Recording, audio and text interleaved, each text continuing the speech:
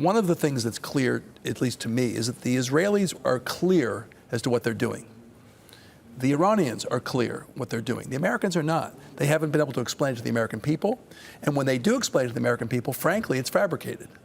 So it's just not believable. And that's the danger here, is that the United States, which is a major power of the world, basically has leadership that cannot explain why he is disrupting the United States and the entire globe. Hassan, Witkoff told us that Iran was stalling in the nuclear talks.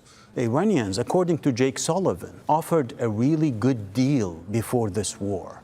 The United States was not listening, either because Mr. Witkoff and Kushner didn't understand what the Iranians said, because the Iranians also said the same. The Americans weren't understanding what we were saying. Every time they went back and came back to the negotiations, they would be like starting from scratch. Ross, President Trump said that Iranian negotiators are very different and strange. What did you make of that? Is he actually saying that, well, they're quite good?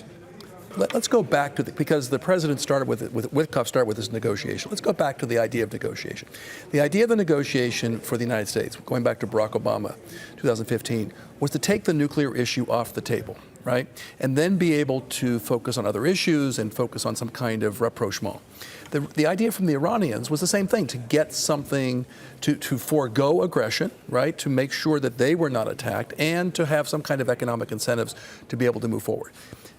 Now, they've been attacked, right? So the game's changed. So the notion that somehow you're going to go back to the same points that were made in Geneva and get some kind of an agreement doesn't make any sense.